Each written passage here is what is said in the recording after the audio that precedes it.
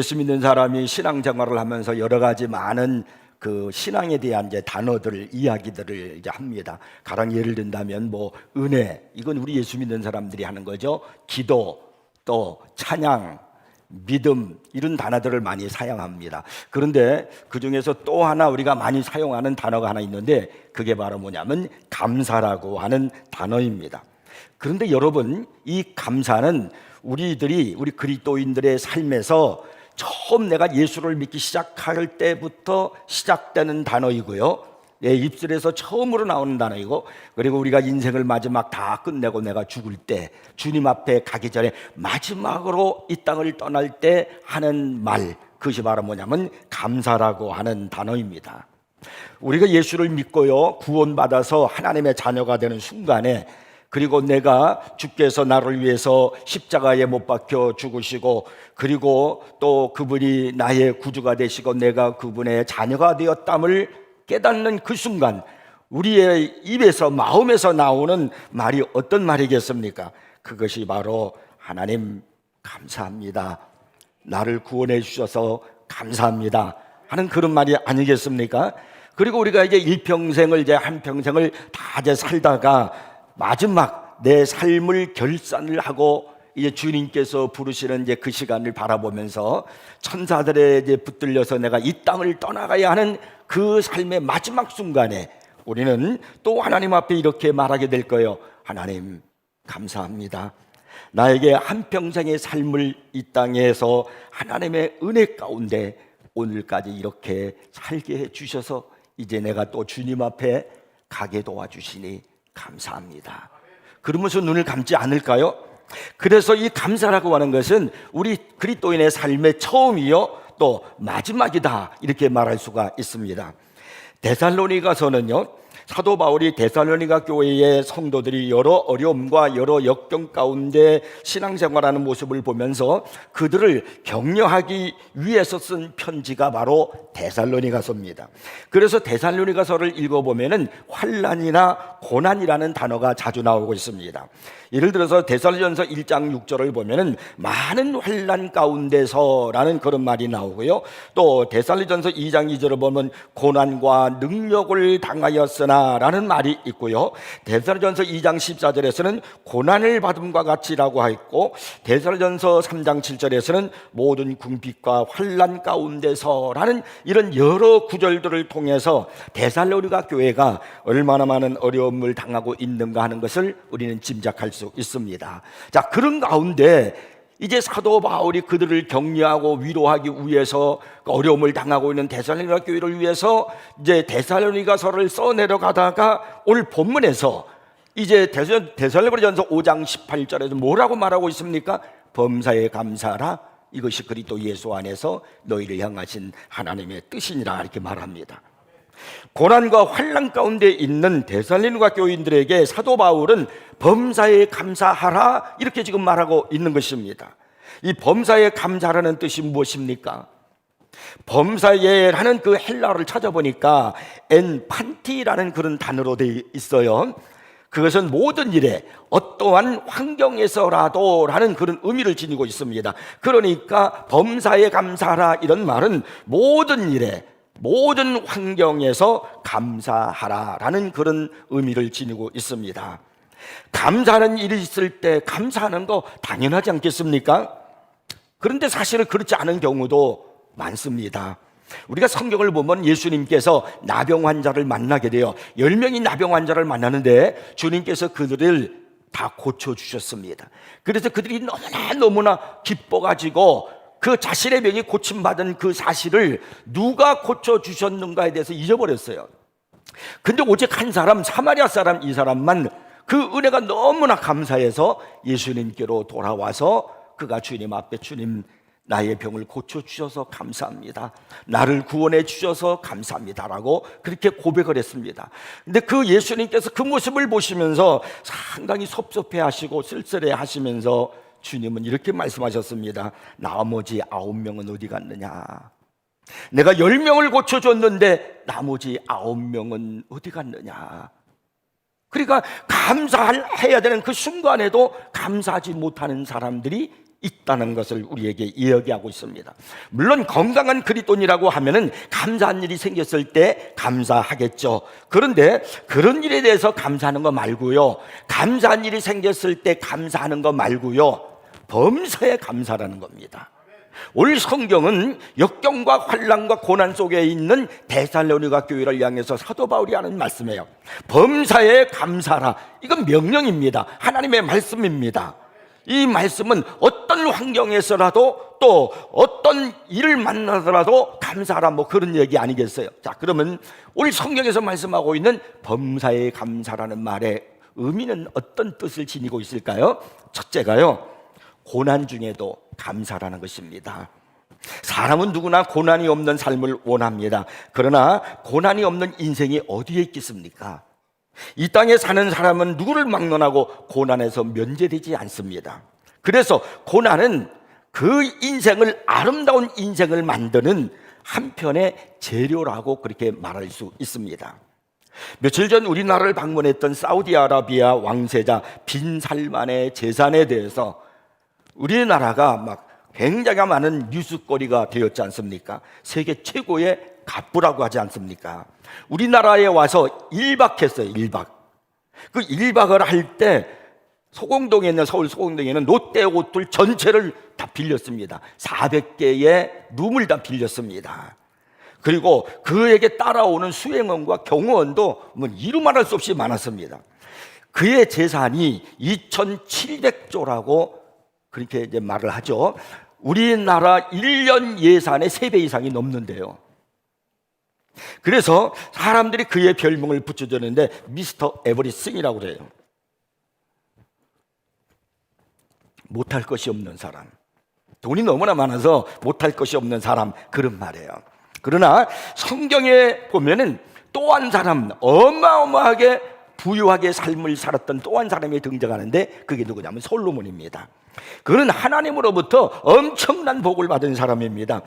열왕기상 3장 13절에 보면 하나님은 솔로몬에게요, 부귀와 영광도 내게 주노니 내 평생의 왕들 중에, 왕은 다 부귀하잖아요, 내 평생의 왕들 중에 너와 같은 자가 없을 것이라 그랬습니다.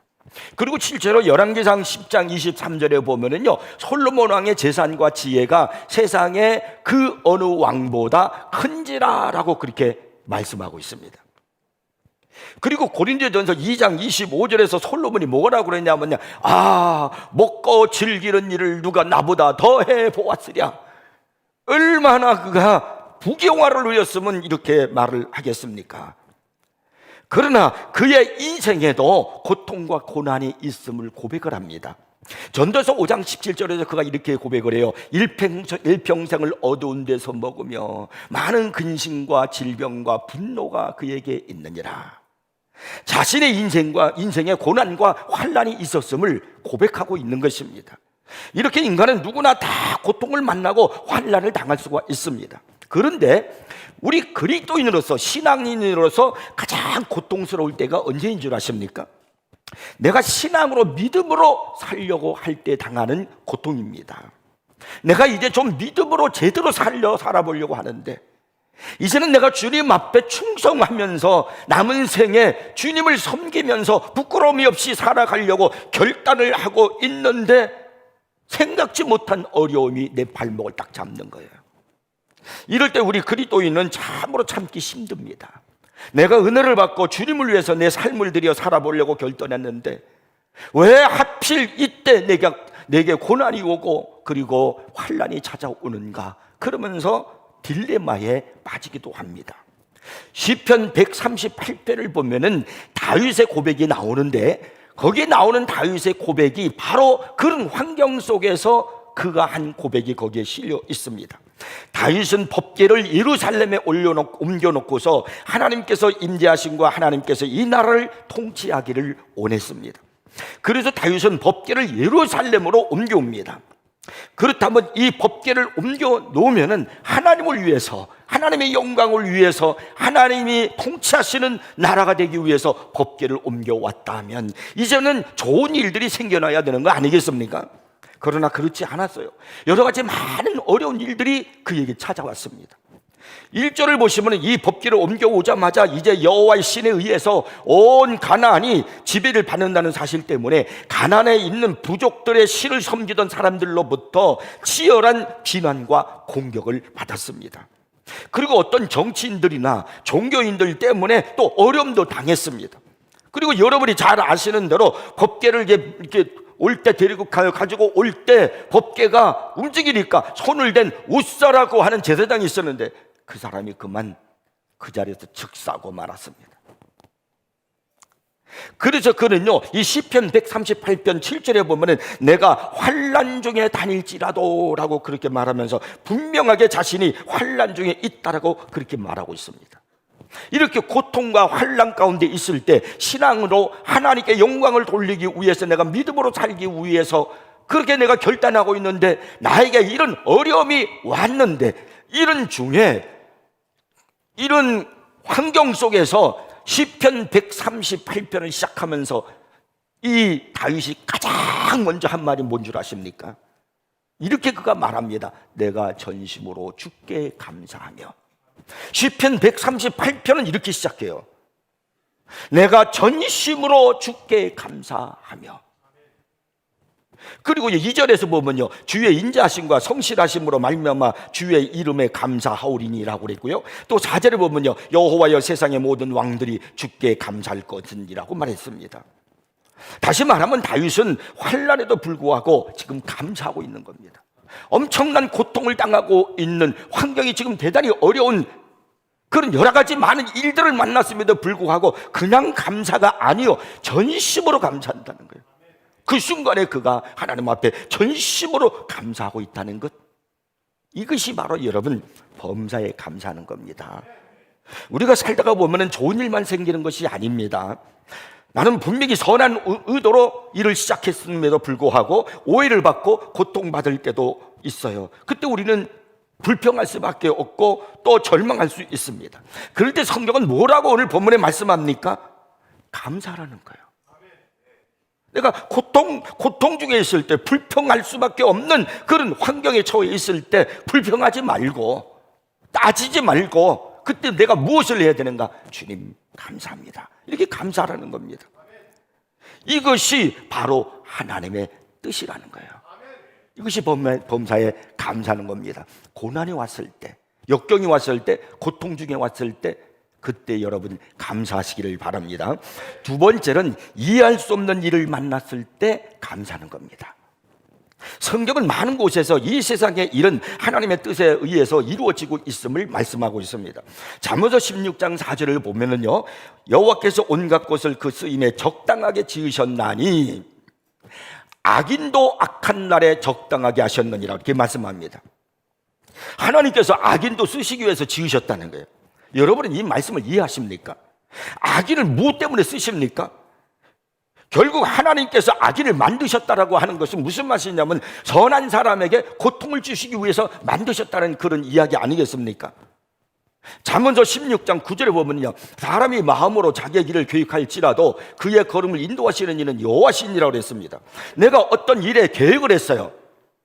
그리고 하나님 앞에 기도하면 내가 계획한 대로 이제 착착 이루어져야 되는 거 아니겠어요? 그래 내가 하나님 앞에 감사해야 되지 않겠습니까? 나는 하나님 앞에 이런 계획을 하고 그리고 내가 하나님 앞에 기도하며 그 계획을 진행해 나가고 있는데 내가 원하는 계획이 아니라 결국은 뭐냐면 하나님의 계획에 의해서 하나님의 뜻대로 모든 것이 되어진다는 거예요.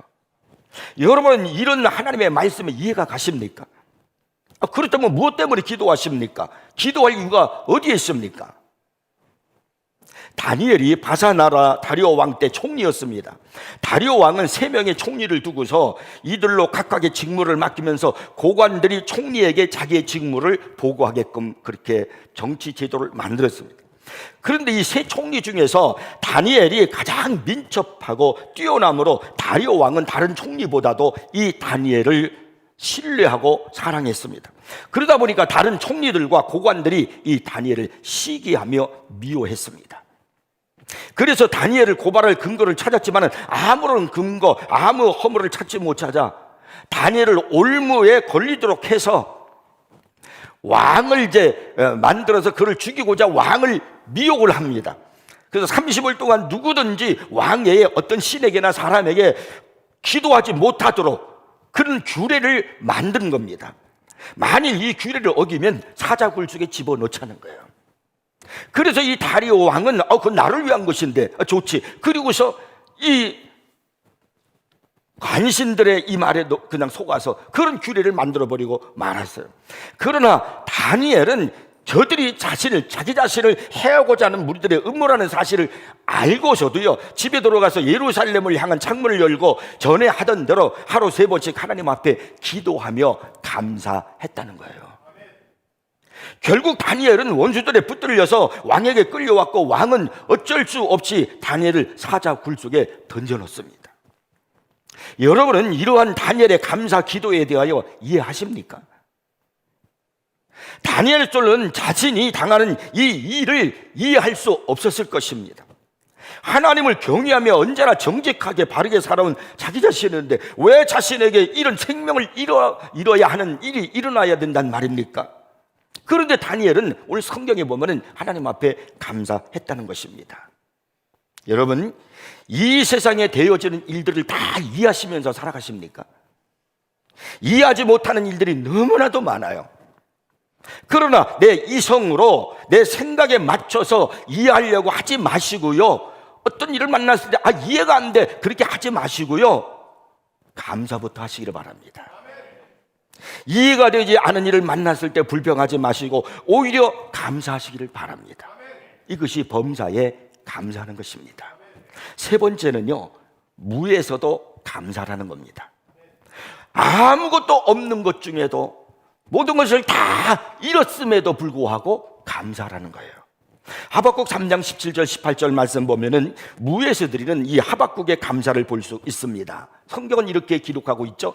비록 무화과 나무가 무성하지 못하며 포도나무에 열매가 없으며 감람나무에 소출이 없으며 밭에 먹을 것이 없으며 우리의 양이 없으며 외양간에 소가 없을지라도 나는 여호와로 말미암아 즐거워하며 나의 구원의 하나님으로 말미암아 기뻐하리로다. 이 17절 한 절 속에는요, 무려 6가지가 없다고 고백하고 있습니다. 사실 여기 없다라고 말하는, 이 지적하고 있는 말은 반드시 사람이 살아가는 데 있어서 있어야 할 것들입니다. 무화과는 양식의 일종입니다. 포도는 음료수의 주종을 이루는 것입니다. 감람나무 열매는 기름을 짜는 것입니다. 밭의 음식은 하루 3끼 먹어야 할 그들의 식량입니다. 양은 그들의 털을, 옷을 만드는 거예요.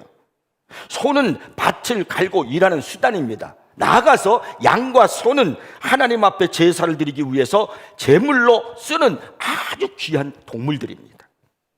그런데 곧 전쟁이 이제 닥쳐오게 되니까 성은 폐하가 되고 농작물은 짓밟히게 되고 가축들은 다 그들이 빼앗아가 버리고, 그래서 아무것도 없게 된다는 거예요. 하나님 앞에 제사할 제물도 없고 먹을 것도 없고 입을 옷도 없게 된다는 겁니다. 요즘식으로 좀 극단적인 표현을 빌린다면은 정치, 경제, 종교 행위가 엉망진창이 된다, 바로 그런 이야기입니다. 그런데 여기서 우리가 주목해야 할 위대한 접속사 하나가 딱 나와요. 17절 맨 마지막 말미에 뭐라고 그러냐면 없을지라도 그랬어요. 없을지라도. 이 뜻이 바로 뭐냐면 그럼에도 불구하고, 그런 의미를 지니고 있는 겁니다. 하박국 선지자는 모든 것이 다 없어지고 무의 상태가 되어지더라도 나는 그럼에도 불구하고 하나님 앞에 감사하겠다는 겁니다. 이것이 바로 여러분 범사에 감사하는 거예요. 범사에 감사하는 것은 없을지라도 그럼에도 불구하고의 감사입니다. 이렇게 하는 것이 하나님의 뜻이라는 겁니다. 근데 사실 어떻게 우리가 이런 현실 앞에서 감사할 수 있겠습니까? 고난이 왔는데 어떻게 감사합니까? 이해할 수 없는 일이 내 삶의 현장에 일어나고 있는데 내가 어떻게 감사합니까? 아무것도 없는 무의 상태가 되는데, 다 잃어버렸는데 내가 어떻게 감사합니까? 할 수 있습니다. 여러분이 성경에서 말씀하는 여러 가지 많은 말씀이 있지만 이 2개의 말씀만 잊지 말고 붙들고 살면은, 그 말씀을 믿고 살면 여러분은 범사에 감사할 수 있습니다. 그 첫 번째 말씀이 바로 뭐냐면 이사야 55장 8절 9절이에요. 이는 내 생각이 너희 생각과 다르며 내 길은 너희의 길과 다름이니라. 여호와의 말씀이니라. 이는 하늘이 땅보다 높음 같이 내 길은 너희의 길보다 높으며 내 생각은 너희의 생각보다 높음이니라. 하나님의 생각이 나보다 높아요. 하나님의 생각하고 내 생각하고는 비교할 수가 없어요. 이걸 믿으시라는 거예요. 하나님은 더 깊고 높은 생각으로 내 삶의 장을 지금 다스리고 계시지. 틀림없이 나는 지금 이해할 수 없지만 여기는 깊은 하나님의 생각이 있을 거야. 이 말씀을 여러분 붙들고 그리고 기억하고 사시길 바랍니다. 그 다음에 두 번째 여러분이 꼭 잊지 말아야 될 또 하나의 말씀이 있어요. 로마서 8장 28절이에요. 우리가 알거니와 하나님을 사랑하는 자 곧 그의 뜻대로 부르심을 입은 자들에게는 모든 것이, 고난 중에도 역경 중에도 환난 중에도 이해할 수 없는 일을 만났음에도 모든 것이 다 없어짐에도 모든 것이 합력하여 선을 이루느니라. 이 사실을 믿는다면 우리가 왜 감사하지 않겠습니까? 내가 지금 고난을 만났지만은 이 고난은 틀림없이 합력하여 선을 이룰 것입니다. 내가 지금 이해할 수 없는 환난을 당했지만은 이 사건은 틀림없이 합력하여 선을 이룰 것입니다. 내가 지금 아무것도 없는 무의 상태에 있지만은 틀림없이 이 상황이 합력하여 선을 이룰 것입니다. 그렇다면은 우리는 고난 중에도 이해할 수 없는 일 중에도 아무것도 없는 무의 상황에서도 하나님 감사합니다 할 수 있는 믿음의 사람이 될 수 있다는 이야기입니다. 이 사실을 일찍 깨달은 사람이 누구냐면 바로 욥입니다. 그는 동방의 최고의 갑부였고요, 10명의 자녀가 있었고 하나님께서는요 그의 신앙을, 경건성을 인정하실 정도로 믿음이 좋은 사람이었습니다. 그러나 어느 날 하루아침에 그 많던 재산을 다 잃어버렸습니다. 무가 되어버렸어요. 무가. 10명의 자녀 또한 다 죽어버렸습니다. 자녀가 몽땅 다 죽었어요. 자신의 몸에 악청이 생기는 그런 심한 병이 생겼습니다. 이해할 수 없는 일을 만난 거예요. 고난이 왔고 그리고 그의 삶에 아무것도 없는 무가 찾아왔습니다. 그때 욥기서 1장 21절에서 그는 이렇게 말합니다. 주신 이도 여호와시요 거두신 이도 여호와시오니 여호와의 이름이 찬송을 받으실지니이다. 이 감사한다는 얘기 아니겠어요? 또 욥기서 23장 10절에 그는 또 이렇게 말합니다. 그러나 내가 가는 길을 그가 아시나니 그가 나를 단련하신 후에는 내가 순금같이 되어 나오리라. 모든 것이 합력하여 선을 이룬다는 거 아니겠어요? 그리고요 또 욥기서 그 42장 5절에서는 이런 고백을 합니다. 내가 주께 대하여 귀로 듣기만 하여 싸우나 이제는 눈으로 주를 배움나이다. 이제 합력하여 결국은 내가 선을 이루어 놀라운 역사를 만나게 되었다는 거예요. 욥에게 닥친 이해할 수 없는 고통과 환난과 무는요 그를 더욱 깨끗하게 했고 그에게 더 좋은 하나님의 축복을 배로 주시기 위한 하나님의 뜻이 있었습니다. 사랑하는 성도 여러분, 별을 보려면 하늘을 보지 마십시오. 땅을 보십시오. 여러분의 발끝 1cm 앞을 보십시오. 그것이 별입니다. 지구라는 별입니다. 여러분도 별에 지금 살고 있는 거예요. 너무 가까워 잘 보이지 않은 아름다운 별 안에서 지금 살고 있는 겁니다. 우리의 눈은 너무나도 지독한 원시입니다. 가까이 있는 아름다움을 보지 못하고 살아갑니다. 가까이 있는 사람도, 가까이 있는 행복도 우리는 보지 못해요. 여러분에게 있는 가까이 있는 것들을 한번 잘 보세요. 감사할 일이 차고 넘칠 것입니다. 범사에 감사는 성숙한 우리 그리스도인들이 되기를 바랍니다. 그것이 하나님의 뜻이라는 거예요. 항상 감사하는 삶을 사는, 항상 감사가 넘치는 우리 세인교회 성도 여러분 되기를 주의 이름으로 축복합니다. 기도하겠습니다.